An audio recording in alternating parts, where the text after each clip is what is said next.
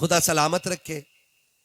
इन जलसों का मकसद सिर्फ इतना है कि हमें अल्लाह और उसके रसूल का कुर्ब हासिल हो जाए, सिर्फ ये मकसद है।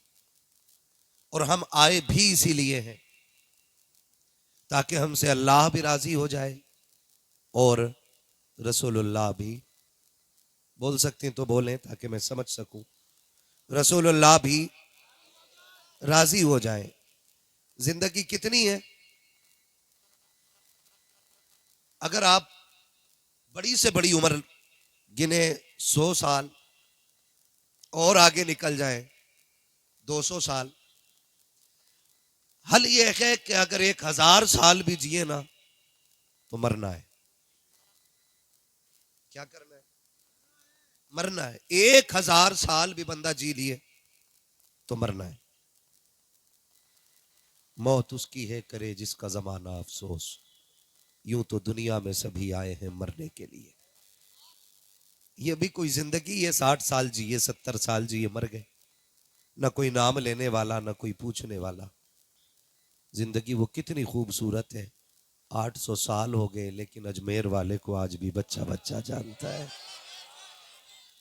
सैकड़ों साल हो गए, आज तक आला हजरत के नाम के नारे लग रखे हैं। महीने बीत गए, साल बीत गए, सदियां गुजर गईं, लेकिन आज तक नाम के नारे लग रहे हैं। अजमेर में कौन आया था? क्या कोई लाखों की फौज लेके आया था? क्या कोई शानो शौकत और मर्तबे जाहो जलाल के साथ आया था? नहीं।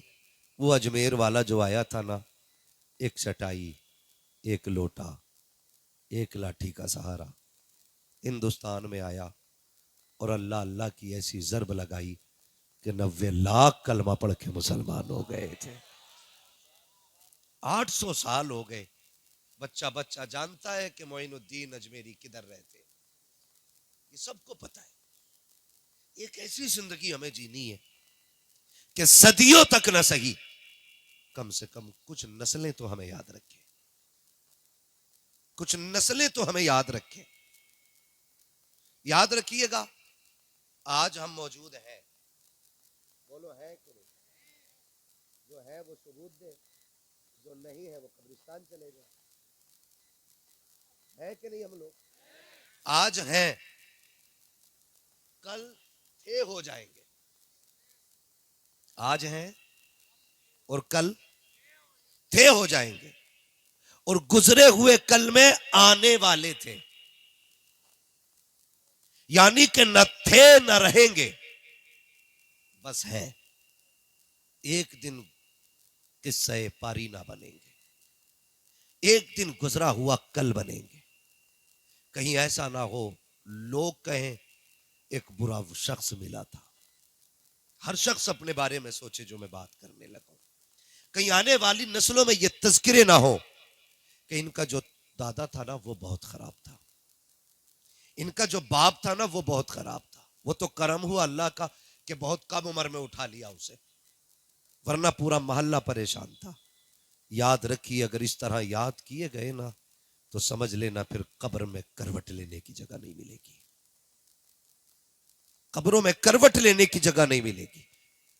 इज्जतें कब्र में उनका इंतजार करेंगी जो जिएंगे भी हुजूर के लिए और मरेंगे भी हुजूर के लिए।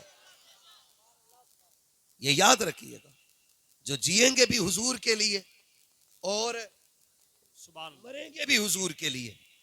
मेरे आका जिस दौर में तशरीफ लाए थे ना, उस दौर में भी सितम उरूज पे थे, उस दौर में भी बदकारियां आम थी, उस दौर में भी गुनाहों का सैलाब था।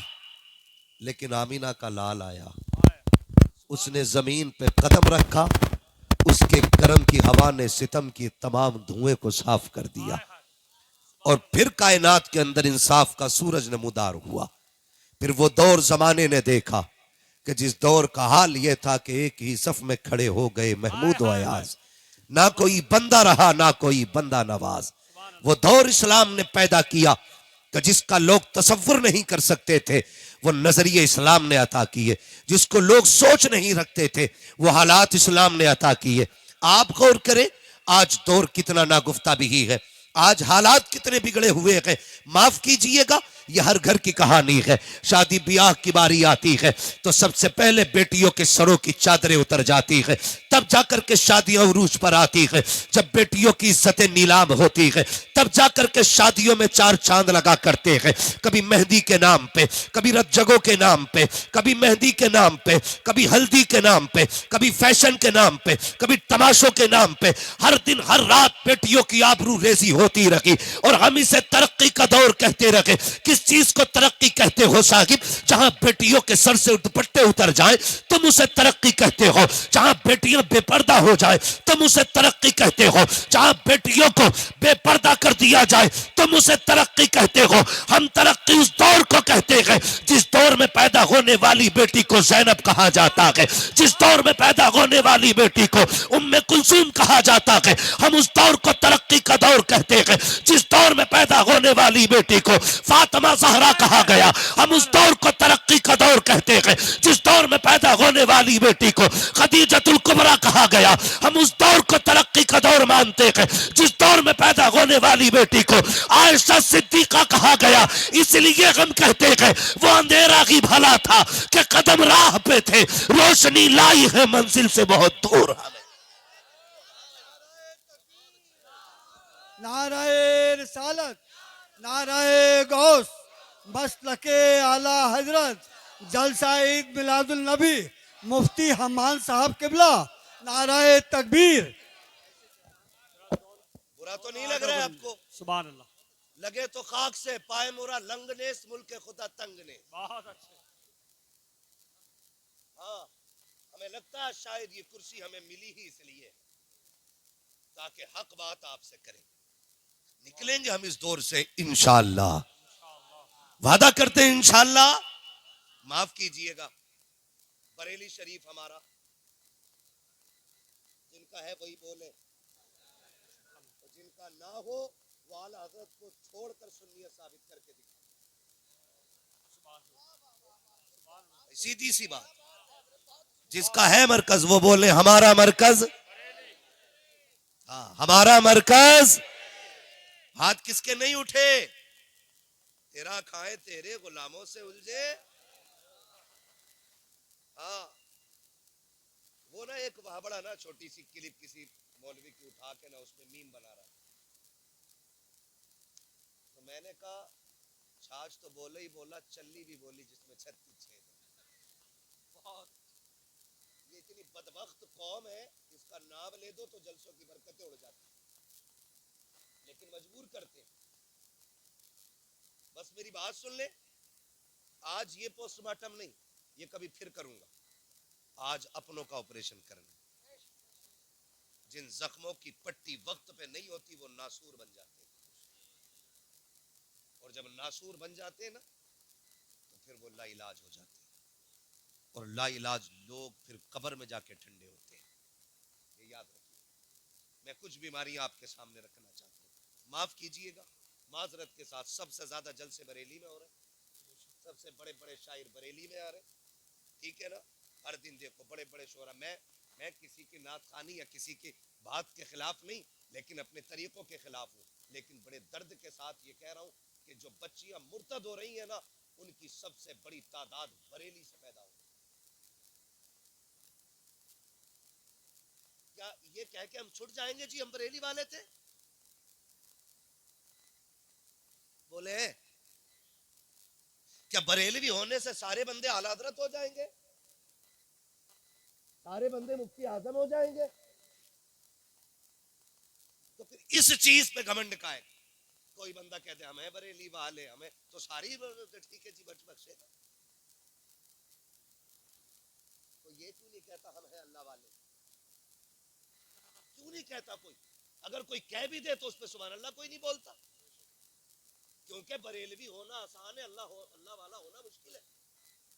क्योंकि अल्लाह वाला वही कहलाएगा जिसके सजदे कज़ा ना होते, जो हुजूर की शरीयत के खिलाफ न चलता हो। तो बदले थोड़ा सा अपने रवैयों को। हमें शौक है खाली 8, 20, 50 कलाम सुना जाओ बस, और हमें एक रात में जन्नती हो जाए। जन्नत इतनी सस्ती भी नहीं है बेटे जो प्लेट में निकमा था उठा के खा लिया। जन्नत सस्ती होती तो बिलाल कभी कोड़े न खाते। जन्नत सस्ती होती तो करबला में 72 सर न उतरते। जन्नत मुश्किल थी, इसलिए सैयदा ने लाल को कुरान पढ़ के दूध पिलाया था। आसान है जन्नत, आसान है जन्नत। आज मिजाज देखे अपने, हमें कोई आए एक रात में जन्नती कर जाए। मुझे बताओ ये बेटियां मुर्तद क्यों हो रही हैं, जबकि वहां से रिपोर्टें आनी चाहिए थी ज्यादा, जहां हमारा गढ़ नहीं है।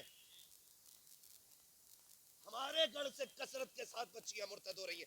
अभी अभी शाम के वक्त में मैं एक बरेली की बच्ची का वीडियो देख रहा था। वो कह रही है, उसने साफ बात कही है कि मेरा पीछा ना किया जाए। मैं फला तारीख इतने बज के इतने बजे घर से निकली हूं, मेरे बाप का नाम ये है, मेरा नाम ये है, हमारा पीछा ना करना। मैं अपनी मर्जी से घर छोड़ के आई हूं। यहां तक तो था मैं सोचने लगा कि इसका मुकद्दर जहन्नम था, चली गई। लेकिन अगली बात जो उसने कही ना, उसने कलेजे टुकड़े टुकड़े कर दिया। जानते उसने अगली बात क्या कही? उसने कहा मेरा ही पीछा क्यों कर रहे हो, इस जुर्म में मेरे साथ मेरी मां भी बराबर की शरीक। ये उस बच्ची का वीडियो गवाह है। वो कह रही है इसमें मेरी मां बराबर की शरीक है। मेरी बात कान खोल के सुने, मां बहने बेटियां बेटे भाई सब, मियां बीवी एक गाड़ी के दो पहिए। कितने बोले? सारे।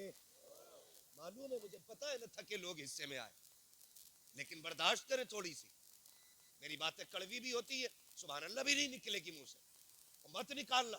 बस मेरी बातें यहां लिख के ले जाना। मैं खाली दाद लेने नहीं आया, मैं चाहता हूं अल्लाह करे ये बात यहां उतर जाए। क्या कहा उसने? मेरी मां भी इसमें बराबर की शरीक है। अब मैं क्या कह रहा हूं, मियां बीवी गाड़ी के दो पहिए होते, एक अगला एक। अगर एक भी पंचर हो जाए गाड़ी चलेगी? अगर चलेगी भी तो कैसे? डिसबैलेंस, ठीक है ना? और डिसबैलेंस पंचर नहीं, हवा कम बढ़ती भी हो जाए तब भी गाड़ी सीधी नहीं चलती है, डिसबैलेंस रहती है। मैं बेटी से गुजारिश करूंगा और बापों से भी गुजारिश करूंगा, खुदा का वास्ता कमाएं, आपका हक है। मजदूरी करें, मेहनत करें, आपका हक है। नेक नियत से करेंगे, इबादत है। सिर्फ मसल्ले पे इबादत नहीं, सिर्फ मिंबर पे इबादत नहीं, सिर्फ महफिल में इबादत नहीं। बंदा बच्चों की परवरिश की नीयत से हलाल रोजी के लिए निकले, अल्लाह कदम कदम पे नेकी अता फरमाया करता है। ये इस्लाम है हमारा। यहाँ सिर्फ मुसल्ले पे इबादत नहीं होती, यहाँ खेत में भी इबादत हो सकती है, यहाँ मार्केट में भी इबादत हो सकती है, यहाँ दुकान पे भी इबादत हो सकती है, यहाँ मंडी में भी इबादत हो सकती है, हर जगह इबादत हो सकती है। सिर्फ नियत का फर्क है। कमाए, लेकिन आपसे गुजारिश है शाम को आके 1 घंटा अपना वक्त बच्चों को जरूर दें। शोहर बादशाह है, हर एक मिल्कियत है। शोहर, बीवी वजीर, बच्चे रियाया। समझ गए इतनी बात? घर क्या है? मिल्की है, सलामत रहे। घर क्या है? बच्चे भी याद कर ले, घर क्या है? शोहर, बीवी, बच्चे, रियाया। अब ये बताइए, बादशाह मुल्क के बाहर गया हो तो जिम्मेदारी किसकी होती है? सारे बोले ये बात है कि एक बेटी को जाके बता देना, फरिश्ते इतने मीठे लहजे में बात नहीं करेंगे जितने में मैं कर रहा हूं, वो खाल उधेड़ देंगे अगर गलती हो गई तो। मैं ये बता रहा हूं आपको, अगर कोई तुम्हें फ्री की जन्नत बांटने वाला हो ना, तो मुझे भी उसका नंबर देना। मुझे भी फ्री की चाहिए, मैं भी नहीं करूंगा कुछ भी। लेकिन कान खोल के सुनिए, बादशाह कौन? सलामत रहे। वजीर कौन? रियाया कौन? बादशाह अगर जाए तो निजाम कौन संभालता है? और जब बादशाह वापस आता है फिर बैठता वजीर से कहता बताओ भाई मुल्क के हालात कैसे। अब एक बात बताइए, बहुत संजीदगी से समझा रहा हूं, अल्लाह करे ये बात आपके जहन में उतर जाए। पूछता हाल क्या मुल्क के? वजीर अगर सही बता दे कि फला कबीले ने बगावत की है, फला कबीले ने बगावत की है, तो बादशाह कदम उठाएगा कि नहीं? हिफाजती इक़दामात होंगे कि नहीं? जब बादशाह हिफाजती इक़दामात ऑलरेडी उठा लेगा तो फिर मुल्क तबाह होगा। और अगर वजीर झूठ बोले, बादशाह से कहे सब ठीक चल रहा है और मुल्क में उठ रही हो बगावत, तो मुल्क बचेगा? बोले ये पीछे वाले क्यों नहीं बोल रहे भाई? बचेगा मुल्क? बचेगा मुल्क? तो मेरी बेटी मेरी बहन कान खोल के सुन ले, जब शोहर घर से कमाने के लिए निकलता है, सुबह उठ के आंखें मसलता हुआ, कोई हाथ में खाली थैला लेके जाता है, कोई मंडी को टिफिन लेके जाता है, मगर खुदा की कसम पूरी सल्तनत तेरे हवाले करके जा रहा है। गोया कह के जा रहा है बेटी की आबरू तेरे हवाले है, बेटे का नक्शे कदम तेरे हवाले है, मैं 12 घंटे के बाद लौट के आऊंगा, मेरे सल्तनत के एक कोने की हिफाजत करनी है। फिर बेटी बीवी की जिम्मेदारी बनती थी कि वो बच्चों का ख्याल करती, बेटी के एक एक लम्हे पे नजर रखती। कितनी बदबख्त है वो बीवियां जो बच्चियों के गलत कारनामों को शोहर पे छुपाती रहती है, फिर कहती हाय मुझे पता नहीं था। मैं पूरी गारंटी के साथ कहता हूं बेटी का कदम सही है या गलत ये हो ही नहीं सकता कि माँ को खबर ना हो। माँ एक एक बच्चे की एक एक हरकत को जानती है। वो औरतें सितम करती है घर पे जो बच्चियों को गलतियों को शोहर से इसलिए छुपा लेती है कि बच्ची नादान है कल सवर जाएगी, आज गलती की है कल बदल जाएगी। खुदा के वास्ते इस उठने वाली बगावत को इब्तदा में दबा दो, वरना आज एक गई है कल एक एक करके बेटियां चली जाएंगी और आप पर भी लाजिम बनता है आंखें बंद करके बीवी पे भरोसा ना कीजिए। कभी खुद भी चेक किया करो, कभी खुद भी बच्चों में बैठा करो, कभी तबसरे किया करो, उस तरह निजाम चलाओ जैसे मेरे मुस्तफा ने निजाम चलाया है, जैसे हुजूर ने बच्चों को पाला था। तारीख के ये बाप कितने हसीन नजर आते हैं। खुदा की कसम आज की माँ बच्चों के ऐबों पे पर्दा डालती है, फिर बेटियां मुर्तद हो जाती है। कभी बेटी किसी के साथ जाती है, कभी किसी के साथ जाती है। माँ कहती मुझे पता नहीं क्या पढ़ाया तूने बेटी को, आज तुझे एक बेटी की कहानी बताऊं। तारीख का ये बाप पलट के देखो, मदीने की गली है, रात का सन्नाटा है, बिलाल की आवाज आती है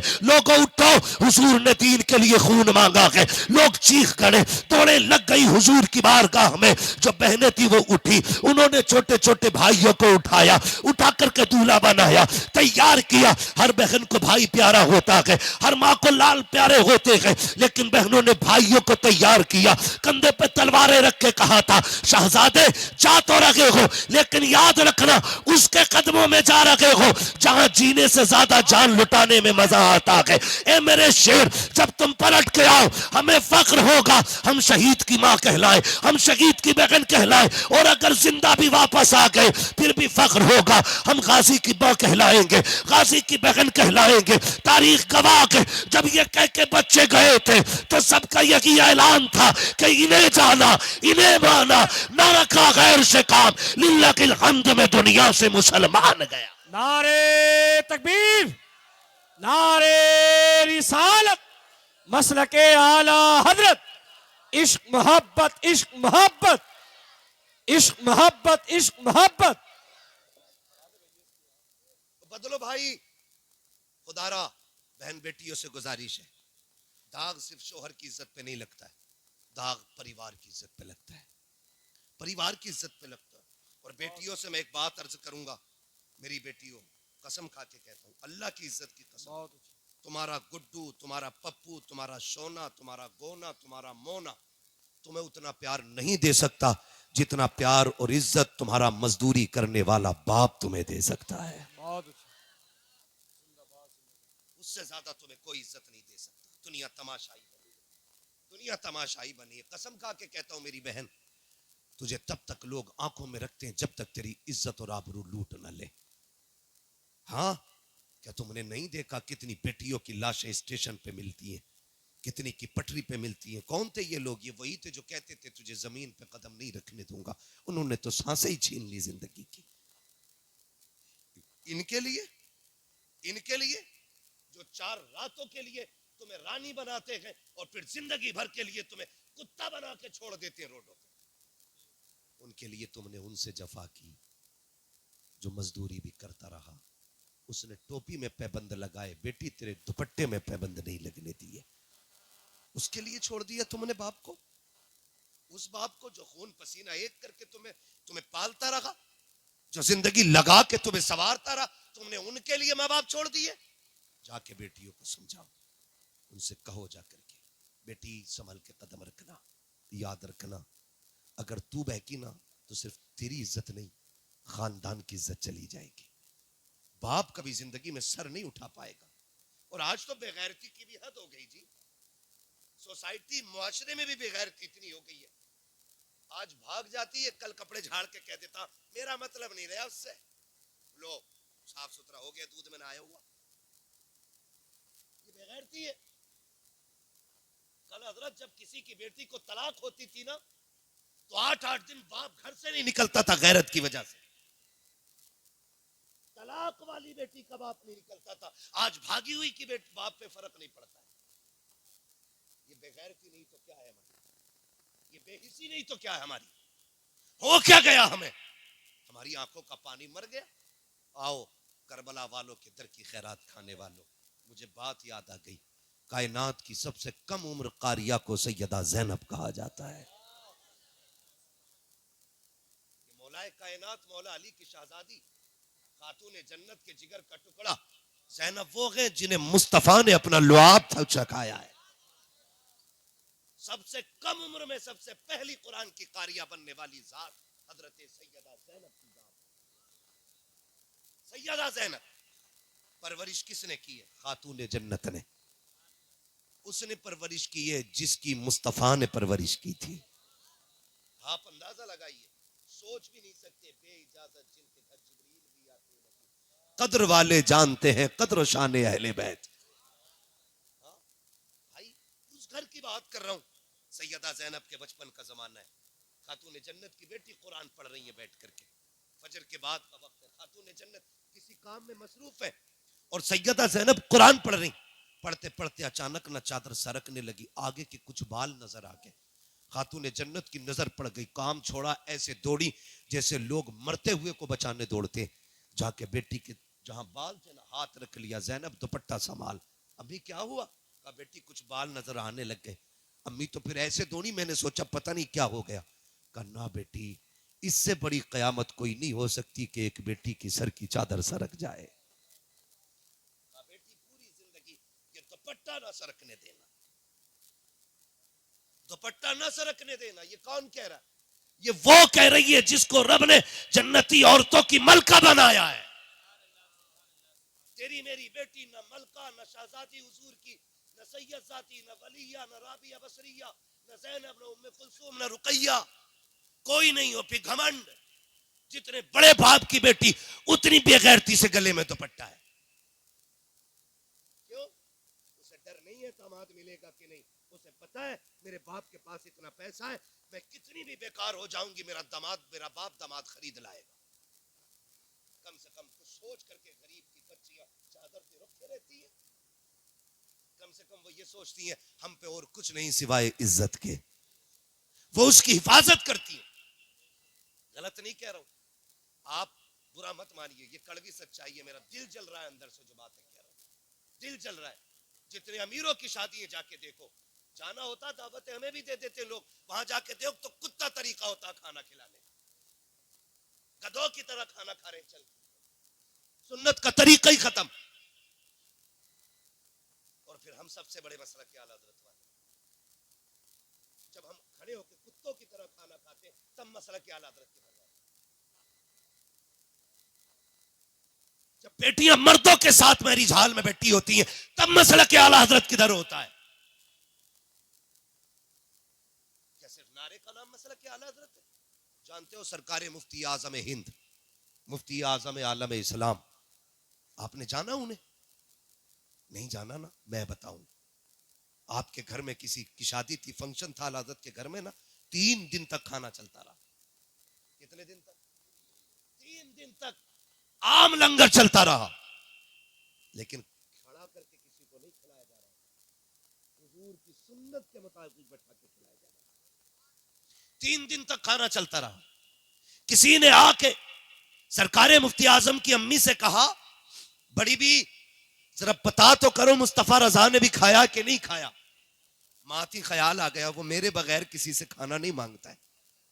कहा जा बेटी दौड़ के जा, पूछ जाके मुस्तफा रजा से खाना खाया कि नहीं। कोई आई घर की खातून, कहा शहजादे तुमने खाया कि नहीं खाया, कहा नहीं। कहा कब से, कहा 3 दिन से। कहा क्यों नहीं खाया, कि माँ को फुर्सत ना मिली, मैंने मांगा नहीं था। कहा शहजादे मांग लिया होता, घर तो अपना था। कहते मैंने हुजूर की हदीस पढ़ी है, आका ने कभी अपने लिए किसी से सवाल नहीं किया था। मुस्तफा रजा भी ये चाहता है कि अपने लिए सवाल ना करे, ताकि आका की इस सुन्नत पे भी अमल हो जाए। जब उन्होंने इस तरह सुन्नतों पे अमल किया है, अल्लाह ने उनको विलायत का ताजदार बना डाला है। हम सुन्नत का गला घोट के मसलक के आला हज़रत के ठेकेदार, क्या जवाब दोगे आला हज़रत को, बताओ। पूछेंगे मुफ्ती आजम बताओ मेरे घर की तो बेटियां भी बिना वजू के खाना नहीं बनाती थी, तेरी बेटी बगैर पर्दे के गैर महरम के साथ महल में कैसे आ गई? होगा कोई जवाब? हो तो जाओ नंगी नचाओ बेटियों को, कोई रोकने वाला नहीं। और ना हो तो फिर तैयारी करो, फिर तैयारी करो। शर्म आती है हमारी बेटियों के सरों से दुपट्टे उतर गए, दुपट्टे उतर के फैशन के नाम पे दुपट्टे उतरे, सूट महंगे महंगे आ गए। हम भी गए थे मार्केट में कपड़ा लेने, यकीन करें कोई सूट ऐसा देने तैयार नहीं था जिसकी आस्तीन में जाली की बजाय कपड़ा हो। सब में मच्छरदानी लगी है। हमने कहा कपड़ा, कह रहा नहीं मौलाना यही फैशन चल रहा अब तो। मैंने कहा कोई ऐसा भी सूट आया जिसमें ना होगा ना, फिर तो थान से कटवा लो। मैं पूछना चाहता हूं हम मुसलमान हैं? डॉक्टर इकबाल ने कहा था यूं तो सैयद भी हो, मिर्जा भी हो, अफगान भी हो, तुम सभी कुछ हो, बताओ कि मुसलमान भी हो। हम ये सोच के क्यों मार्केट में माल भर रहे हैं कि फैशन क्या है? हम ये क्यों नहीं सोचते कि हुजूर की सुन्नत क्या है? बताइए कौन इतना मोहतात होगा, कौन झगड़ा करके किसी से जाली की जगह कपड़ा लगवाएगा? क्या ना मौलाना मजबूरी है साहब, अब तो यही नहीं है। पहले गर्मियों में मच्छरदानी देखने मिलती थी, अब जाड़ों में भी बराबर आगे पीछे, कमी नहीं। मर जाए साए सकड़ के, लेकिन कपड़े पूरे नहीं पहनेंगी और ना हम पहनाए। क्यों? अगर कोई शरीफ जादी सादे कपड़े पहन ले तो बिगड़े हुए बाप की नालायक बेटियां उसे देख के ठट्टे उड़ा के कहती हैं पुराने दौर में जी रही है, अभी पुराने दौर में जी रही है, पढ़ा हुए ना दिखे, पढ़ी हुई नहीं, स्कूल नहीं गई होगी, यही रही होगी, 4-5 मदरसों में चक्कर काटा हो। ये कह के जलील करती है मेरी कौम की बेटियों। तुम्हें क्या पता है आज जिस पे हंस रही हो, जिसके हया वाले लिबास पे तुम्हें हंसी आ रही है ना, मरने के बाद अल्लाह एक एक दांत तोड़ेगा और कोई बचाने वाला नसीब नहीं होगा। आज जिसके शराफत के लिबास पे ठट्टे उड़ा रही हो, कल जब फरिश्ते इसी के एहतराम में आएंगे और इसी की इज्जतों की चादरें उड़ाई जाएंगी, इसी को इज्जतों के ताज पहनाए जाएंगे, तब तुम्हें पता चलेगा कि पुरानी सोच किसकी थी, उम्दा सोच किसकी थी, घटिया सोच किसकी थी, बेहतर सोच किसकी थी। खुदा के वास्ते मजाक ना उड़ाना, पूरी दुनिया में ऐलान करके बता दो फैशन कुछ भी हो, हमारी बेटियों को वो लिबास पसंद होगा जो खुदा की भी पसंद होगा, मुस्तफा की भी पसंद होगा। करेंगे इंशाअल्लाह ऐसा। सबसे पहला काम करो, लिबास पे पाबंदी लगाओ। और ये मत सोचिए बरेली से शुरू होगा काम तो हम करेंगे। मैं कहता हूं खुद ऐसे हो जाओ। डॉक्टर इकबाल ने कहा था खुद ही को कर बुलंद इतना कि हर तकदीर से पहले खुदा बंदे से खुद पूछे बता तेरी रजा क्या है। जरूरी तो नहीं है यार फला शहर से शुरू होगा, फला लोग करेंगे तो हम अभी तो वो कर ही नहीं रहे ना। मैं कहता हूं क्या नाम है इस गांव का, शिकारपुर चौधरी वालों, इब्तदा तुम कर दो, ऐलान कर दो आज के बाद किसी की बेटी ऐसा लिबास नहीं पहनेगी जिसमें जिस्म का पर्दा ना हो। ऐलान कर दो, खुदा की कसम इब्तदा तुम करोगे, यह हवा पूरे हिंदुस्तान में चलती नजर आएगी। ये आपकी जिम्मेदारी बनती है। जलसा भले 5 साल में एक करना, लेकिन अमल एक पे करना शुरू कर दो, लाजिम कर दो। और अगर कोई ये कहे कौन बांधे बिल्ली के गले में घंटी, ये करोगे ना फिर काम नहीं होगा। अगर ये मुश्किल है तो फिर एक काम करें, कोई ऐसा है जो इस महफिल में बेगैरत बैठा हो? सारे गैरत वाले भाई है ना? जितने गैरत वाले हाथ उठा के बताएं जरा। सलामत रहे, सलामत रहे, अल्लाह गैरतें बरकरार रखे। हर भाई ये फैसला कर ले कि मैं अपनी बहन को बेगैरती वाले कपड़े नहीं पहनने दूंगा। अगर फिर भी किसी की पहनती है तो समझ लेना रगों में लहू गैरत वाला नहीं, बेगैरती वाला है। ये फैसला करना पड़ेगा और जल्दी ही करना पड़ेगा। अगर नहीं करोगे तो फिर हमारी तबाही से हमें कोई बचा नहीं सकता। करेंगे इंशाल्लाह, इस पे अमल करेंगे इंशाल्लाह। मैं बताऊं ईमान किसे कहते हैं? मरना एक दिन, बेटों को भी मरना और बेटियों को भी मरना है। बेटी की कब्र में अब्बा नहीं आएगा और अब्बा की कब्र में बेटी। मेरी कब्र में आपको नहीं लेटना, आपकी कब्र में मुझे नहीं लेटना है। तैयारी तैयारी, समझ पा रहे मेरे बच्चे मेरी बात? तैयारी खुद ही करनी पड़ेगी। हमें अपनी कब्र की तैयारी खुद करनी है। सुन बेटी, ईमान किसे कहते हैं? मदीने का बाजार है आज ना। ये जो बिक जाते हैं ना टके टकों में, कोई गाड़ी का लालच, कोई झुमकों का लालच, कोई सोने का लालच है, कोई 3 लाख का लालच, कोई 5 लाख का लालच। इसमें जो बिक जाते हैं ना, ईमान खराब कर लेते हैं। एक बात कह रहा हूं पूरी जिम्मेदारी से, सुनिएगा, अल्लाह आपको सलामत रखे। बहुत गौर से, मदीने का बाजार है, यहूदियों की मार्केट है। खरीदारी के लिए सिर्फ एक मुसलमान, उसी बाजार के किसी कोने में सोना खरीदने के लिए एक बच्ची आई हुई है और बच्ची ने कलमा मदीने वाले का पढ़ा है। हमें फख्र है, रब ने हमें मुसलमान बनाया है। फख्र है कि हम मुसलमान हैं। बरेली से आवाज आती है, अपने महबूब की उम्मत में बनाया मुझको, शुक्र किस तरह करूं मालिको मौला तेरा। दिला बस खौफ से पत्ता सा उड़ा जाता है, पल्ला हल्का ही सही भारी है भरोसा तेरा। शुक्र है रब ने हमें मुसलमान, थके तो नहीं ना? जो नहीं थके वो बोले हमें मुसलमान बनाया है। हमें इस बात पर फख्र है। बच्ची हुजूर का कलमा पढ़ती है। एक यहूदी की दुकान में चली गई, उसने कहा कि मुझे जेवर चाहिए। सुने बहुत गौर से, बच्ची ने कहा जेवर चाहिए। दुकानदार ने सोना निकाला दिखाने के लिए कुछ जेवर। बच्ची ने जब नकाब से हाथ निकाला ना, हाथ देख के ना उसकी नीयत बहक गई। उसने सारा जेवर सामने डाल दिया, कहा जो पसंद करना है कर ले। उसने जो लेना था लिया, कीमत पूछी। वो कहने लगा कीमत ना पूछ, जितना चाहे ले ले, मुझे पैसे नहीं, मुझे मेरा तुझ पे दिल आ गया है, बस मेरी हसरत पूरी कर और जितना चाहे सोना ले जा। उसने सोना उठाया, मुंह पे मारा और मार के कहने लगी, कुत्ते तुझे क्या पता है, तू सोना हमारी ठोकरों में डाल रहा है, हमने अपनी जान मुस्तफा जाने रहमत के हाथों पे बेच डाली है। हमने अपने आप को हुजूर के हाथों पे बेच दिया है, अब तू क्या खरीदेगा? उसने कहा ये जितना सोना सारे ही ले जा, मगर सुन मेरी बात मान ले। उसने मुंह पे थूका, निकल के चली, दुकान से निकला। निकलने के बाद बच्ची का हाथ पकड़ा, जबरदस्ती दुकान में खींचने लगा।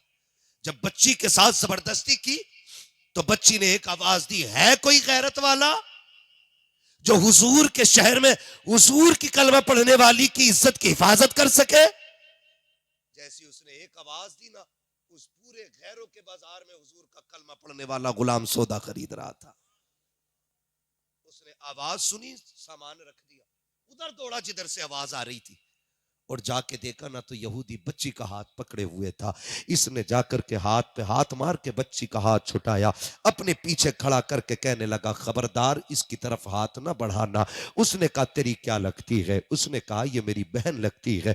कहा तेरा रिश्ता कहाँ से चला है? तब उसने कहा था कोई रिश्ते खानदान से चलते हैं, कोई रिश्ते नस्ल से चलते हैं, कोई रिश्ते वो हैं जो खून से चलते हैं, ये वो रिश्ता है जो हुक्म रसूल से चल रहा है। इस रिश्ते को मेरे नबी ने बना दिया है। ये ला इलाहा इल्लल्लाह का रिश्ता है। उसने कहा कहना क्या चाहता है? कहा अगर जान प्यारी है तो वापस चला जा, वरना ये बच्ची हमारे हवाले कर दे। उसने कहा माँ का दूध पिया है। हाथ आगे बढ़ा के देखा, जैसी इसने तलवार निकाली है, यहूदी ने देखा कि हमारे शहर के अंदर, हमारी गलियों में, हमारे बाजार में हमें धमकी दे रहा है। उसने अपनी कौम को आवाज दी, आओ लोगों निकल के आओ, एक कलमा पढ़ने वाला हमारी गैरत को चैलेंज कर रहा है। सैकड़ों तलवारें निकल के आ गई थी, लेकिन ये गुलाम मोहम्मद अरबी का था। टल न सकते थे अगर जंग में अड़ जाते थे, पैर शेरों के भी मैदान से उखड़ जाते थे। दस्त तो दस्त है, दरिया भी न छोड़े हमने, पैर जुल्मात में दौड़ा दिए घोड़े हमने। सैकड़ों तलवारें सामने गए,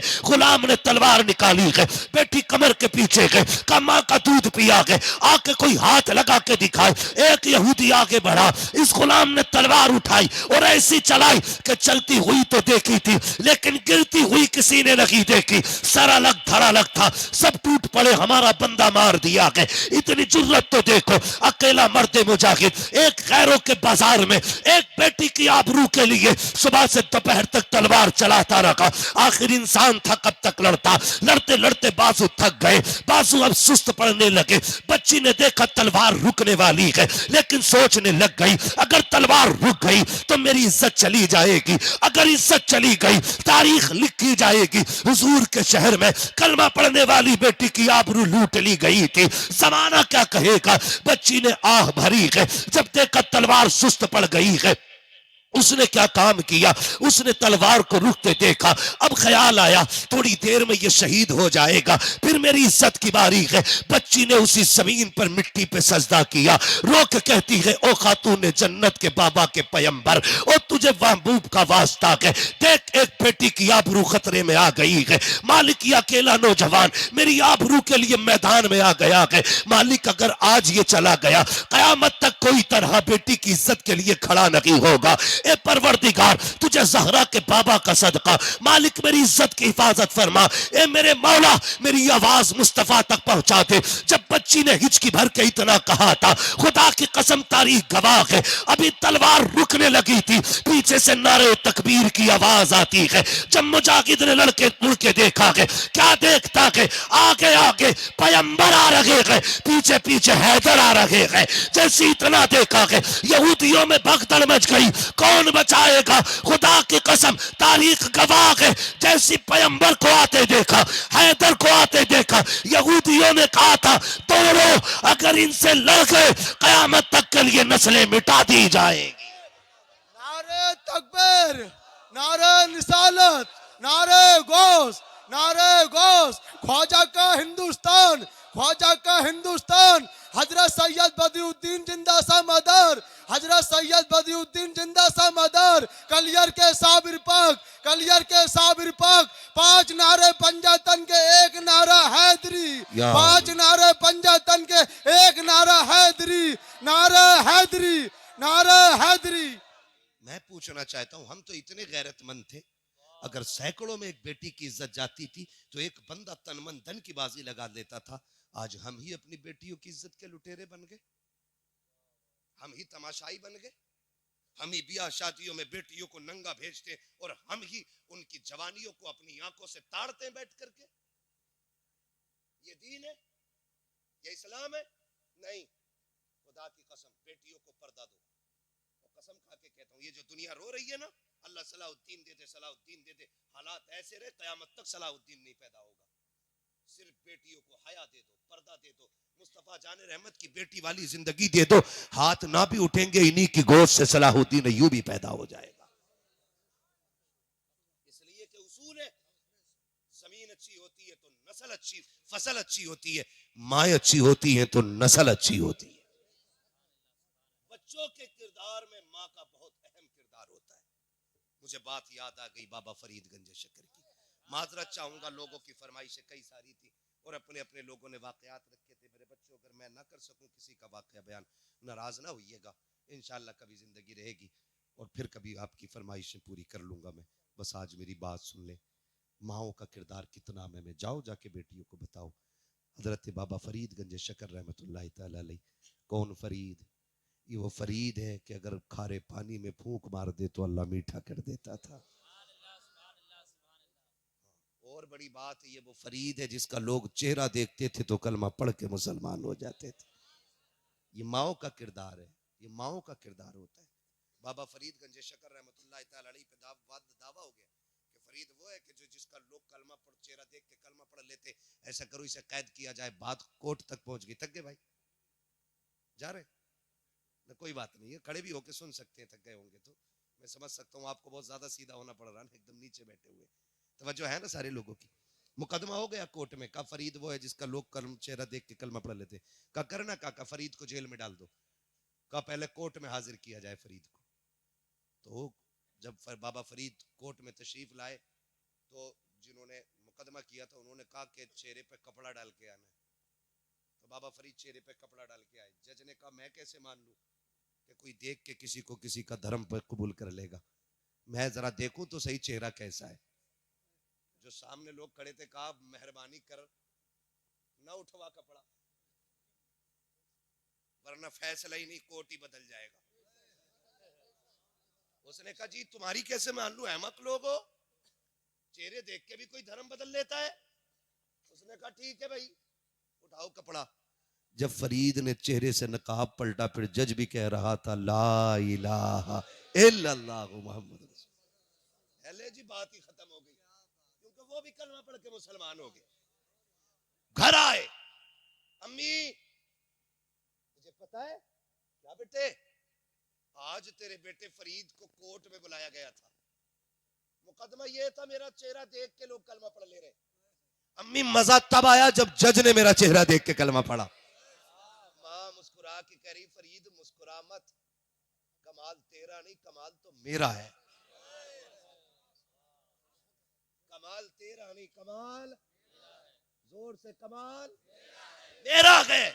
कमा कैसे? का फरीद सुन, इबादत से खुदा तक पहुंचा जा सकता है, लेकिन माँ की दुआएं बंदे को खुदा वाला बना देती है।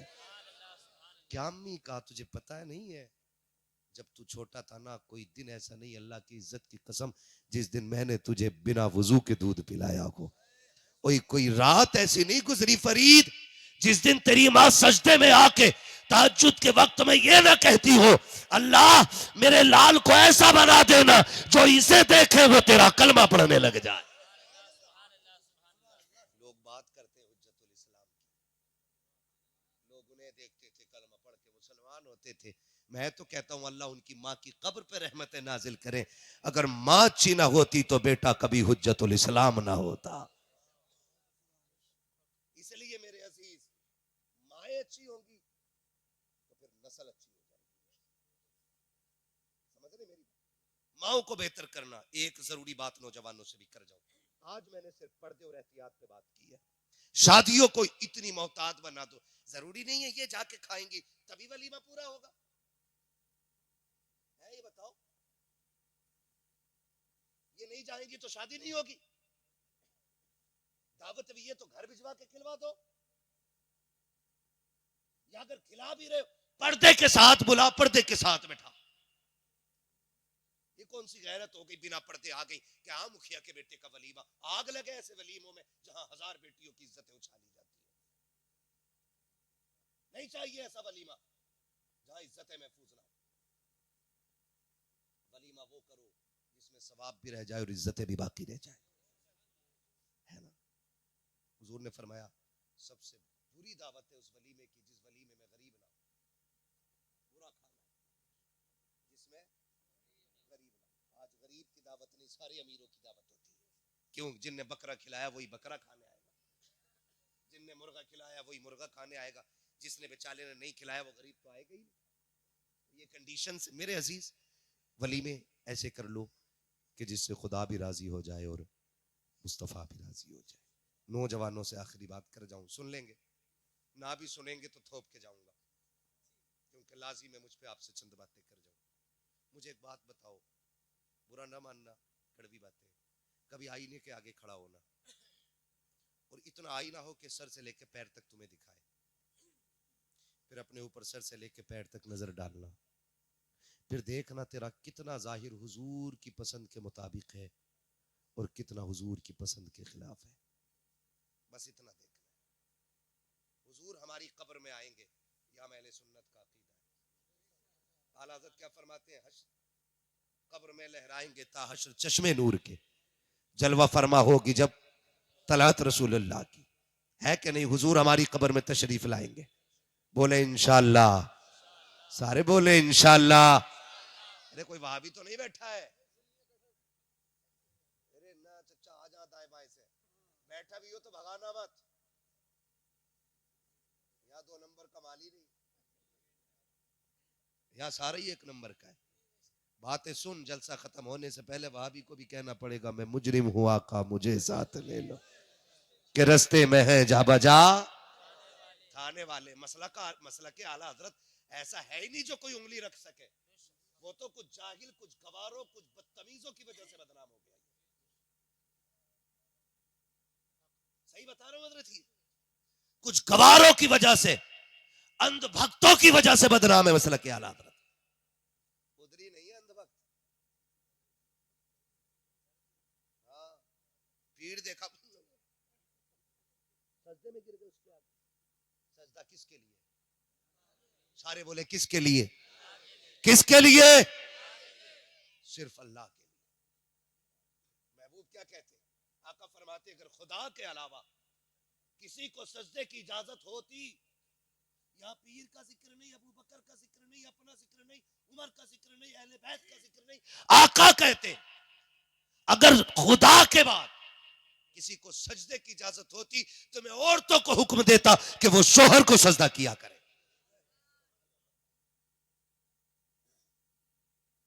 ये शोहर को इजाजत होती, हुक्म होता औरतों को कि शोहर को सजदा करे। अगर इजाजत होती सजदे की, तो जब वहां हुजूर फरमा रहे तो यहां तो नंबर भी नहीं आया था हजूर का, जिसके जाके आके गिर गए पायला वो है, जिंदे पे माला चढ़ा डाली तमाम, और वो अभी पीठ थपथपा रहा।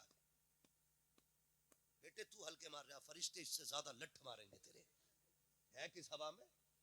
इस्लाम है, लावारिस दीन नहीं है। इस्लाम वो है जिसका वारिस आज भी गुंबद खजरा में मौजूद है। इसे लावारिस न समझना।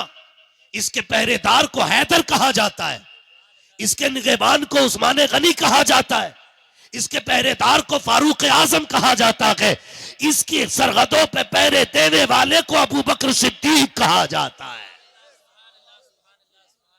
ये लावारिस नहीं है। तेरे जैसा लुटिया चोर लूट के चला जाएगा इस्लाम को। जब इस्लाम में सजदा नहीं तो सजदा ये गवार करते और करवाते है ना, पूरा छप्पर पहने लगते अंगूठियों का, पूरा बिसात खाना। कर्रा मुरीद मिल गया तो उसमें से ही बेच ली। अजमेर से लाया था 51,000 दे दे तू ले ले, ये बगदाद वाले से लाया था, ये कलियर वाले से लाया हूँ, हाँ ये वारी से पाक से लाया हूँ, ये मदारे पाक से लाया हूँ। सारे बुजुर्गों के नाम बता के बेचता रहे। एक पहन, वो भी एक नक्की। इस्लाम है, तेरे बाप की लिखी हुई कहानी नहीं है, जैसा चाहेगा इसे मोड़ के चला लेगा। इसके लिए अहले बैत का खून लगा है। तबीयत घुसेड़ रहा था यजीद, खानदान दे के हुसैन ने दीन को साफ बचा लिया है। यह है दीन। हाँ तबीयत का ही तो मसला था। बस चंद बातें आपसे, तो इन लोगों की वजह से मसला क्या हालत बदनाम हुआ, इन लोगों की वजह से, वरना हमारा मसला बड़ा साफ मसला है। ठीक है ना? कुछ जगह मैं आपसे हाथ जोड़ के कहता हूँ, देखिए अगर आप किसी मजार के तवाफ करेंगे या किसी पीर को सजदा करेंगे, ना मुझे कुछ मिलने वाला है ना मेरा कुछ जाने वाला है। अगर हुजूर का एक उम्मती जहन्नम से बच के जन्नत में चला गया तो फिर हमारा क्या नुकसान है? हम तो यही सोच के बात कर रहे हैं ना, दीन समझे दीन। पीर का रद्द नहीं किया इस्लाम ने। ये तरीके जो है ये गलत है, तरीके गलत है। नबी शान वाले अगर कोई उन्हें पूजने लगे तो वो बेईमान हो जाए। इबादत सिर्फ अल्लाह की। किसकी है? जोर से। इबादत अल्लाह की है। ठीक है ना? तो हमें खड़ा करना है अपने आप को आईने के आगे, सर से लेके पैर तक देखना है। हमें ये देखना है कि हम कितने हुजूर के फरमान के मुताबिक हैं और कितने फरमान के खिलाफ हैं। पहले पैर से देखना, पजामा है कि पैंट है, तहबंद है या क्या पहन रखा है। फिर शर्ट पे आना, कुर्ता देखना, फिर गला देखना, टाई तो नहीं लगी है, फिर चेहरे पे आना, दाढ़ी है कि नहीं, हुजूर की सुन्नत चेहरे पे है कि नहीं। अगर नहीं है ना तो फिर डर, हुजूर आए और चेहरा फेर ले कब्र में, कोई बचाने नहीं आएगा। मुफ्ती आजम की सरकार के बारे में मशहूर है कि जिसकी दाढ़ी नहीं होती थी उसकी तरफ आप चेहरा नहीं करते थे। ये शांति, अगर मुफ्ती आजम को इतनी नफरत है बेदाढ़ी वाले से, फिर रसूल आजम को कितनी नफरत होगी।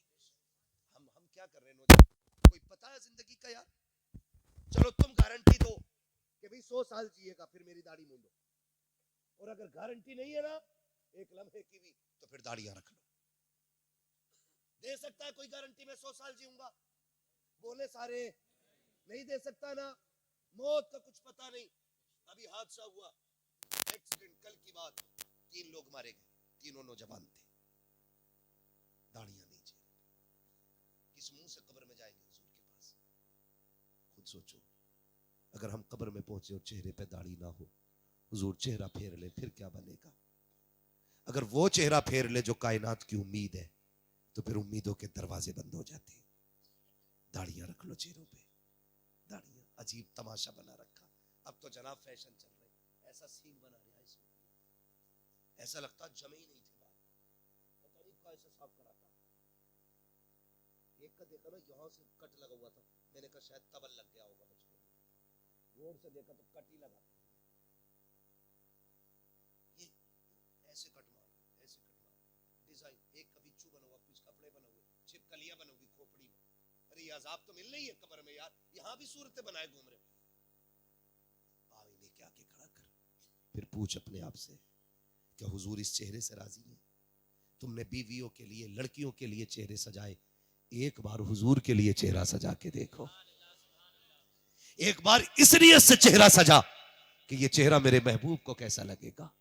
दाढ़ी रखो चेहरों पे, ये काट के छोटी रखने वाले, फ्रेंच कट रखने वाले, डिजाइनों की दाढ़ी रखने वालों, हाथ जोड़ के तुमसे कहता हूं खुदा के वास्ते, ये छोटी दाढ़ी रखना या मुंडा लेना, ये बराबर हराम के दर्जे में आती है। 4 अंगुल की दाढ़ी रखो, मुश्त भर की दाढ़ियां। क्या तुमने नहीं देखा, पहले मुंडाने का फैशन चला, फिर कटाने का फैशन चला, अब फिर से बड़ी करने लग गए हैं। ओ यार बड़ी तो करनी ही है, फिर क्यों फैशन समझ के रख रहा है? सुन्नत समझ के रख ले, खुदा की कसम फैशन भी हो जाएगा, मुस्तफा की सुन्नत पे भी अमल हो जाएगा।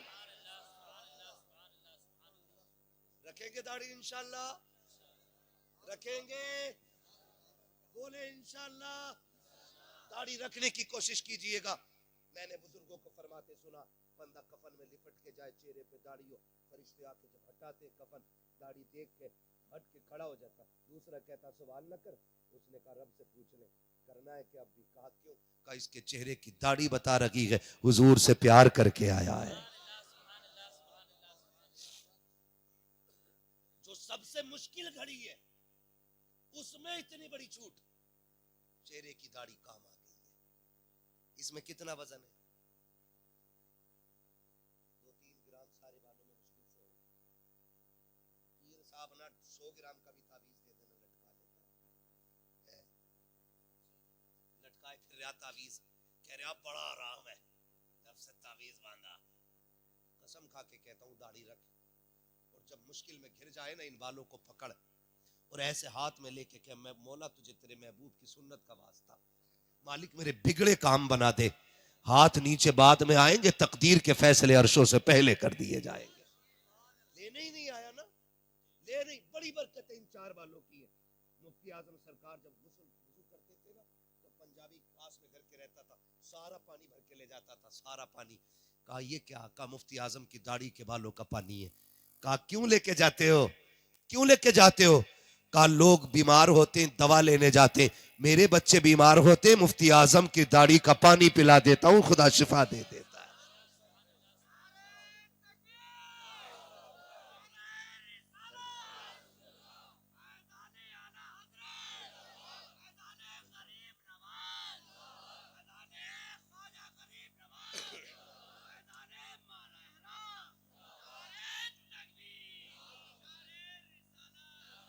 रख लो नौजवानों दाढ़ी, कोई ज्यादा बोझ नहीं है, और मौत कोई दूर नहीं है, कब्रिस्तान बहुत करीब है, मौत सर पे खड़ी है। दाढ़ी के चंद बाल रख लो, मेरे लिए नहीं, इनके लिए नहीं, इनके लिए नहीं। रात को लेटना ना, मुझसे लोग कहते हाथ उठवा लो, मैं नहीं उठवाता।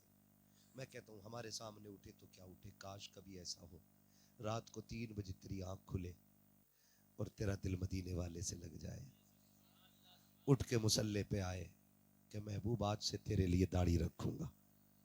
वो वादा जो होगा ना, देखना खुदा की कसम दिल बदल देगा, और दिल नहीं दुनिया बदल डालेगा। फिर तुझे लगेगा हुजूर ने तेरे लिए हाथ उठा के दुआ कर दी है। फरमाया गया जो हुजूर के लिए दाढ़ी रखता है ना, हुजूर गुंबद खजरा से उसके लिए दुआ फरमाया करते। फिर लगेगा तुझे रात के 3 बजे हुजूर के मदीने से ठंडी हवाएं आई हैं जिन्होंने झोंका दिया है, और फिर तुम्हें समझना है करेंगे इंशाअल्लाह, दाढ़ी रखेंगे। कई बार लोग कह देते हैं जी दाढ़ी रख लेते अभी ब्याह ना हुआ। एक भी दाढ़ी वाला इसलिए कुआरा नहीं मरा कि उसे किसी ने लड़की न दी। अगर इसलिए कोई कुआरा मरता ना तो कोई दाढ़ी न रखता। दाढ़ी रखने का एक बड़ा फायदा कुआरों के लिए ये है, अगर शादी से पहले दाढ़ी रख लोगे ना तो तुम्हारे घर में शैतान की बच्ची नहीं आएगी, कनीज़े फातिमा ज़हरा आएगी। क्योंकि दाढ़ी ये वो एंटीबायोटिक है जो बड़ी बड़ी शैतानियों का इलाज कर देती है। इसलिए पहले दाढ़ी रखेंगे तब भी फायदा, और बाद में रखेंगे तब भी फायदा है। ठीक है ना, जिनकी हो गई है वो भी रखें, जिनकी नहीं हुई है वो भी रखें, मगर दाढ़ी रखें। ये हमारी पहचान है, हमारी पहचान है। डर क्यों रहे हो, किस चीज का डर है? लोग कहते ना मार्केट में निकलते हैं हाल बहुत खराब है, मौलाना पता नहीं है दौर खराब है। मैंने कहा हमसे ज्यादा कौन ढूंढता है? जिस सीट पे हम बैठ जाते हैं ना कोई बैठता ही नहीं, बैठता ही नहीं करवट में। इसलिए नहीं कि हमने बम बांध रखा है, इसलिए कि हमारी दाढ़ी है। मैं कहता हूं शुक्र है मालिक, दाढ़ी में इतना दम है कि पूरी सीट खाली करा दी है। कितनी भी बड़े बड़े वीआईपीओ की महफिल हो, एक दाढ़ी वाला चला जाए सारे ऐसी देखते हैं। ये धमक है इस दाढ़ी। रखेंगे इंशाअल्लाह, रखेंगे इंशाअल्लाह। अगर दाढ़ी की वजह से मौत आती तो हम सबसे पहले मार दिए जाते, लेकिन जिंदगी का मालिक भी अल्लाह है और मौत का मालिक भी अल्लाह है। मर के किधर जाना है, किधर जाना है? बोल ले जल्दी से भाई। कब्रिस्तान जाना है ना, कब्रिस्तान जाना है। उसकी हिफाजत करते हैं आप लोग?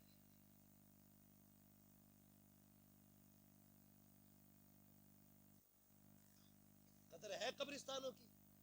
हमारे अक्सर कब्रिस्तानों के हालात ऐसे ही है। मैं ये तीसरी बात करने लगा। पहली बात मैंने पर्दे की, दूसरी बात नौजवानों मैंने दाढ़ी की है। आप दाढ़ी रख लें, इंशाअल्लाह इनकलाब आएगा। तीसरी बात करने लगा हूं कब्रिस्तान। पूरी तकरीर हाथों हाथ याद भी करा, ठीक है? क्या करना है कब्रिस्तान? मैं ये कह रहा हूं अक्सर मुसलमानों के कब्रिस्तान का हाल ये है कि जितने भी बेरोजगार नौजवान लड़के हैं ना, वो सारे कब्रों पे जाके बैठ जाते हैं। कई जगह पे ताश खेलते हुए मैंने खुद देखे, कई जगह पे देखा है कि भैंसे लेके लोग कब्रिस्तान आ जाते हैं, कई जगह पे बकरी बकरे छोड़ देते हैं। ओ पकड़ ले, बकरी किसकी है? तो कहता मेरे अब्बा की तो कब्र है।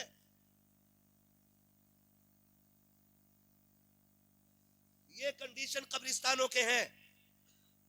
अगर आप अपने कब्रिस्तानों का एहतराम नहीं करोगे तो कौन करेगा? आप सरकारों की भीख पे जिंदा हो। ये देंगे तब हम उनकी बाउंड्री करेंगे, ये देंगे तब हमारे कब्रिस्तानों की हिफाजत होगी, ये नहीं देंगे तो कुत्ते बिल्ले हमारे कब्रिस्तानों में घूमेंगे। हम शादियों में 10-10 लाख में आग लगाते हैं, 3-3 लाख की आतिशबाजी कर लेते हैं। तो क्यों ख्याल नहीं आता कि 10-10, 5-5 हजार दे के कब्रिस्तान को ऐसा महफूज कर ले कि यहां पे या तो नेक लोग आया करें या सिर्फ खुदा के फरिश्ते आया करें। होना चाहिए कि नहीं? यहां पैसे वाले लोग रहते पैसे वाले है। कोई सबसे बड़ा पैसे वाला जो सबसे पहले उठ के कहे कब्रिस्तान की हिफाजत के लिए मेरी तरफ से ये सबसे पहला ऐलान है? क्या नाम है? माशाल्लाह, मोहम्मद तारिक भाई पंजतन की निस्बत से 5,000 देने का ऐलान कर रहे हैं। खुदा सलामत रखे। पंजतन की निस्बत से 5,000 आ गए। है कोई छठी की निस्बत से 6,000 वाला उठे? क्या बात है, बोले यार सुभान अल्लाह, क्या बात है, माशाअल्लाह। इंशाअल्लाह। क्या नाम है मेरे भाई आपका? रिजवान भाई 15,000 देने का वादा कर रहे हैं, सुभान अल्लाह। वो उसकी मर्जी, को झूठ भी तो बोल जा। बैठ जाओ, हाँ आप बैठ जाओ, आप बाकी काम हमारा है, हमें जो कह सलामत रहे माशाअल्लाह।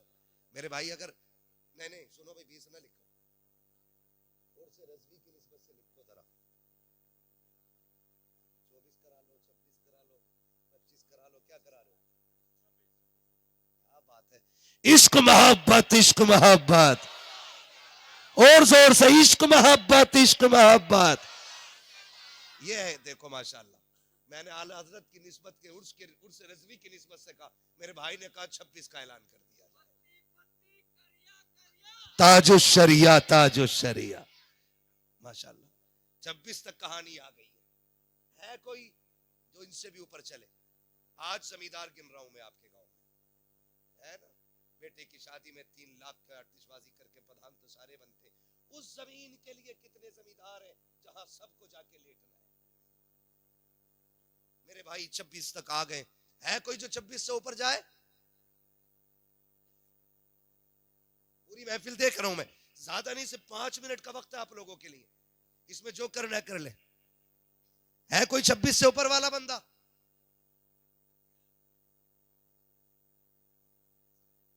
अब जो उठे वो बात की बात रही। अभी नीचे वाला बंदा 11 रह गई, ये बोली 6,000 रह गई पहली, 6 वाला बंदा हो जाए कोई, ख्वाजा गरीब नवाज की निस्बत से 6,000 दे दे, जल्दी करें, जेब मत टटोइए, अल्लाह देगा इंशाल्लाह। और जो मुर्दे कब्र में लेटे ना, वो बड़ी दुआएं देंगे, जिनकी कब्र पे तुम्हारे घोड़े बकरे रहते हैं, आपको भी आराम मिलेगा। जल्दी से 6,000 वाला कोई उठ जाए, ये बोलियां खाली नहीं रहनी चाहिए, नौजवानों उठे कोई। क्या बात है, सलामत रहे मेरे भाई। 2 लोग उठ गए मेरे भाई, क्या नाम है आपका? असलम भाई और अकरम भाई, माशाल्लाह। ये 2 बंदे 6,000 के। अजमेर वाले से जब भी थोड़ा मांगो बहुत दे देते। एक मांगा था अजमेर वाले ने 2 दे दिए, 2 दे दिए अजमेर वाले ने। एक मांगा था 2 दे दिए।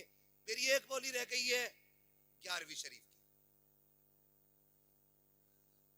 11,000। सलामत रहे मेरा भाई, क्या नाम है? जावेद भाई, माशाल्लाह। जावेद भाई 11,000 रुपए, बोल दे सुभान अल्लाह। हाँ ऐसे घर जैसे तुम्हारे घर से लाके देंगे, हमारा तुम्हारा ही रहेगा। जफर भाई के माशाल्लाह 6,000 रुपए, 6,000 वाले 3 हो गए। हाँ 11,000 वाला भी इकलौता ही है, 11,000 2 हो गए, एक ही हुए 11,000 वाले भी, ठीक है। क्या बात है, बोल दो सुभान अल्लाह। मुफ्ती जफर साहब क़िबला माशाल्लाह 11,000 रुपए का ऐलान कर रहे हैं, सुभान अल्लाह। है ना, ये वो जिम्मेदारी है जो कब्र में भी काम आएगी, कब्र में भी काम आनी है ये जिम्मेदारी और ठेकेदारी। जफर भाई साहब की जानिब से, मुफ्ती साहब की जानिब से हमारे 11,000 हो गए। बस एक 12वीं होती है, घर सजते, अल्लाह करे कोई बंदा उठे हुजूर की 12वीं की निस्बत से 12,000 दे जाए। 12वीं वाला बंदा, सरकार की आमद, 12,000 वाला बंदा, कोई भी एक बंदा 12,000। देखें एक दूसरे को, देख ले गौर से जिसने ना देखा हो। 12,000 वाला बंदा। मैं तो ये देख रहा हूं कि दाएं बाएं से ऐलान हो रहा है, बीच में से कोई बंदा खड़ा होकर ऐलान कर देता 12 का भी, तो पता चलता महफिल में भी दम वाले लोग बैठे। 12,000 कोई बहुत बड़ी रकम नहीं है, और हुजूर की निस्बत से मांग रहा हूं, ये बोली खाली नहीं जानी है। क्या नाम है? अनस भाई और आरिफ भाई, कहां है ये?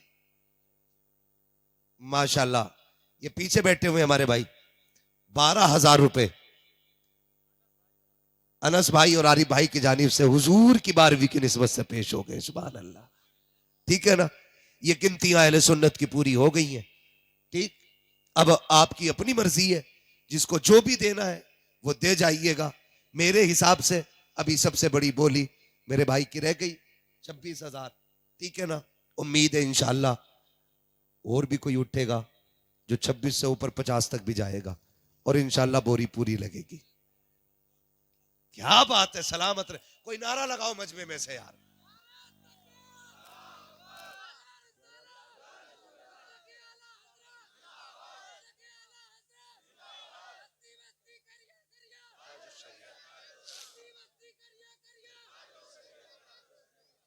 अभी 1 मिनट मेरा बाकी है, बस करें। सलामत रहे। भाई निसार साहब 1 लाख रुपए देने का ऐलान कर रहे हैं। सुभान अल्लाह।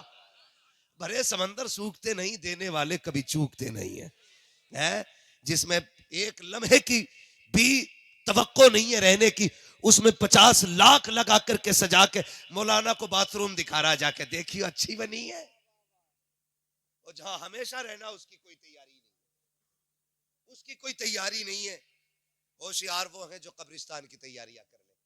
मेरे भाई ने 1 लाख रुपए दिए, अल्लाह सलामत रखे आपको भी और उन तमाम अहबाब को जिन्होंने अब तक हिस्सा लिया कि माशाल्लाह। किसके, क्या बात है। मैं एक बात कहूं, मैं भी 2-3 दिन पहले एक जलसे में था, वो हमारे मिलने वाले थे, मोहम्मद साहब गवाह है उसके, तो उन्होंने बताया कि हमारे बेटे का इंतकाल हो गया। मैं ऐलान करने लगा मदरसे के लिए ना, तो उस बाप ने ना मदरसे के लिए, बाप ने ना मदरसे के लिए ना अपने बेटे की तरफ से 11,000 रुपए दिए। मैं सोचने लग गया, बेटा चला जाए ना तो बाप किसी मौके पे चूकता नहीं है, बाप चला गया है तो औलाद क्यों चूक जाती है ना। अल्लाह सबको ऐसे बेटे दे कि जो कब्रिस्तान जाने के बाद भी बाप की कब्र की ठंडक का इंतजाम करते रहे। भाई निसार साहब अल्लाह आपको सलामत रखे। फरिश्ते जाके जब रहमत की खिड़की खोलेंगे, अब्बा कहेंगे ये किधर से आई, का ऐसा बेटा छोड़ के आया कि जिसने मेहनत की कमाई तेरी बख्शिश के लिए लगा दी है, अल्लाह ने उसी का सिला अता फरमा दिया। के अल्लाह सलामत रखे आपके वालिद मरहूम को, अल्लाह जन्नतुल फिरदौस में मकाम रफ़ी नसीब फरमा।